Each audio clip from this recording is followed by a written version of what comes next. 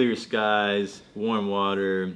Everyone's like running and staying But fit, and you're a New York kid, though. Come on. I'm a city boy. I know But you are. You kill of Boston too much, man. no, it's fundamentally it's too slow paced for me. Oh yeah, I could see But I that. do love it. I guess just to get started, in your own words, how would you explain to me what Loop is? Yeah.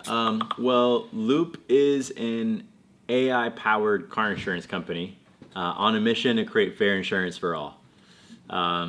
So we get rid of all the stuff that doesn't matter uh, in pricing you, like your credit score, your income, your education. The top 10 carriers today base something like 80% of your price on those factors. We just don't think that A, that's relevant at all, but also B, it's not relevant to today's times either. We have millennials encumbered with student loans debt. We have, immigrant populations with consumer loans, and baby boomers selling their homes and losing their home and auto bundles. And the realities of this post-pandemic era means that we need more flexible and contemporary insurance solutions. And so we're proud to be emerging as that for today's day and age. Have you ever heard of the term insurtech? Yes, Would you guys consider yourself insurtech? 100%. With the distinction being that we are part of the, I want to say, the second wave of insurtechs. So the first wave of insurtechs were maybe even the third wave. Actually, I'm going to revise. We're the third wave of insurtechs. The first wave was like esurance, and they took a offline process and they made it online. The second wave of insurtechs, Metro Mile and so on, in the auto space began to use some telematics technology. So they began to incorporate a little bit about where you drive into the actual product.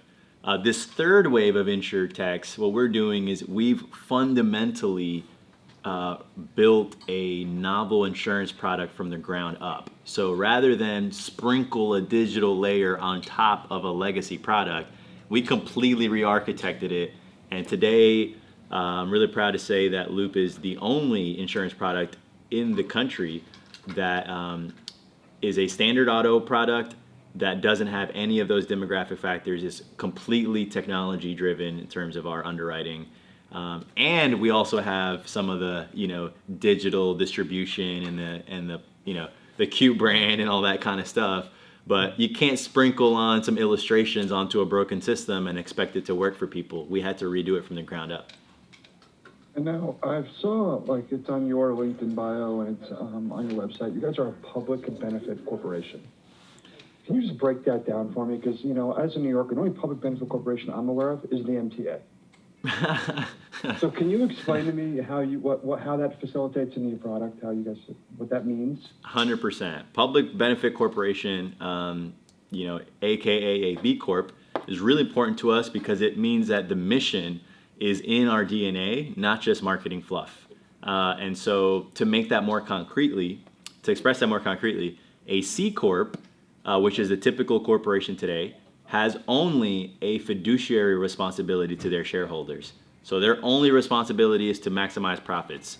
So if they're faced with, drill baby drill, and harm the environment, or at the expense of their shareholders' profits, they could actually be sued if they didn't do that which was in the best interest of maximizing profits for their shareholders.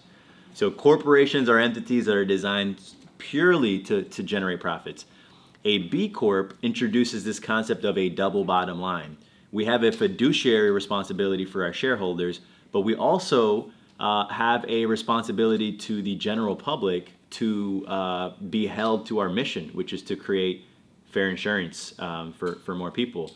Which means this actually is, from a business perspective, kind of a risky thing because it opens us up to additional, lawsuit and litigation potential. The public can sue us if they felt like we were ever straying away from our mission. So, a lot of people will do the convenient thing and just be a C Corp. They'll become a C Corp and then they'll just say, oh, well, we have a mission, but we're a C Corp.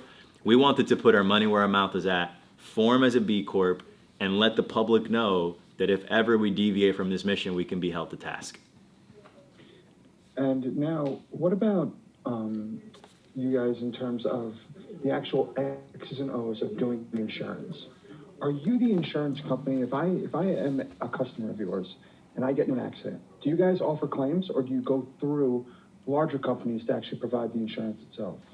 Yeah, so we are an MGA, which is a managing general agency, and that means that we not only handle the procurement of our customers, the acquisition, the customer service, but also the underwriting and the risk design. So we designed a novel risk program, as well as the policy administration and even the claims through a third-party administrator. We can do it in-house ourselves. We decided to get off the ground that it would be great to partner with an entity that has phenomenal experience in claims handling. But all of these areas are under the jurisdiction of the MGA. So what does that mean for the end customer? That means that when you get insured by Loop, this is not some some digital brokerage that or a quoting engine that you get a quote from Loop and then you're sold State Farm. What this means is you're quoted by Loop, and when you become insured by Loop, it's our actual product that you're insured by. We don't sell any other product. We don't sell leads. We are in the business of insuring people. And that means that when you have a claim and you get paid out, the check says Loop, Loop Insurance. So when you're insured with us, you're insured all the way through with us. Now, a nuance is we are reinsured by some of the biggest players in the market. We announced that we are reinsured by A+ rated paper. They're one of the top 3 largest reinsurers in the world. And it gives you the best of both worlds. It gives you, a novel startup program that is responsive and nimble, but it gives you the financial backing of giants that believe in us. And just about the actual application itself. So what I've read online is that Loop will track my location, kind of like how Progressive Snapshot works. I'm sure you're familiar with what that is. Yep. So you base pricing upon how your customers will drive and where they're driving. Is that correct? That is correct. And one important note is we don't offer variable pricing in the sense that if you're driving poorly one day or fast or whatever, and then your rate's changing, it's a standard. Follow-up question. Yeah, it's a standard. We don't believe that consumers like that. That would personally make me nervous. It's a standard 6-month policy. It's rated only on the things that matter, and on average, people are saving 30 to 35% on their premiums, as compared to other legacy carriers that penalize you based on your personal situation. What's the initial process like? Do I download the application on my phone? You guys track me for a week and they give me a rate? That has been the way that other V2 insurtechs have done it. What we're able to do is we have population level statistics, if you would like to get specifics, but we have effectively over 100 million car crashes in our database that gives us the certainty of the probability of a car crash in the world around you before you ever enroll. So we can give you pricing day one right from our website or our mobile app. You can get insured in less than 5 minutes. We've timed it. I think the fastest has been 3 minutes, and you can get quoted in less than 60 seconds. And you don't have to test drive. You don't have to do any of that stuff. You just plug and play. You download the app. You ride with Loop, and the cool thing is we give you real-time tips based on your drive as to what safer roads you can be taking, what times of day should you be off the road, and things like that. These are novel insights that only we have, because the idea is, if this is where the name Loop came from, if we give you better information, you're safer on the road, it creates safer communities, you get a better rate upon renewal. So that's the premise. Now, down the line in the future, do you see that this is, because for me it kind of looks like there's a schism in the car insurance community, where it's companies like yours that are using like AI and all that stuff to build a product, but then there's the old school way of doing it as well. So do you see that you will compete with the old school way, or will this kind of, your product, do you believe, will veer the direction of the auto insurance industry as a whole? 100% we will compete with the incumbents. This is not a novel, pay per mile type of technology. This is a mass market product. There's mass consumer demand Our wait list grew to over 30,000 people across all 50 states from all different backgrounds, age groups. And I think people are excited to have an insurance company that they can love again. So if we do this right, we become a top 10 carrier. And, you know, that's what we're in this for. We're not in this to be an acquisition target. We're in this to have a listing price, ring the bell at the NASDAQ, and give any one of the top 10 incumbents a run for their money. And how about you, John? I mean, if Loop takes off and does everything that you hope it does, you ever think about getting your hands in merchant cash advance or anything, in small business lending, anything like that? I actually, we have, interestingly, our product roadmap looks pretty different than a typical insurance company. I think rather than kind of go like auto, homeowners, renters, we have plans to move horizontally. I got you back. What? You froze for a Did you lose second, me? but I got Oh, you back. pardon. Yeah, we have plans to be the most honest and transparent financial services company on the planet. And I think when we're thinking from that as our North Star, our product roadmap looks a little bit different than other insurance companies.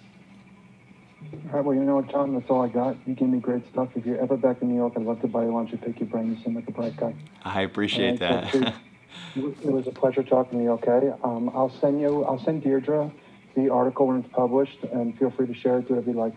All right, I appreciate you giving me 15, 20 minutes of your time, okay? Absolutely. I'll have Deidre follow up with some good imagery, and Great, yeah, if you're you in want to good give me a hands with picture her. of yourself, I'm sure you got a beautiful headshot somewhere, so if you want to send it over, that'd be great, I definitely will. okay?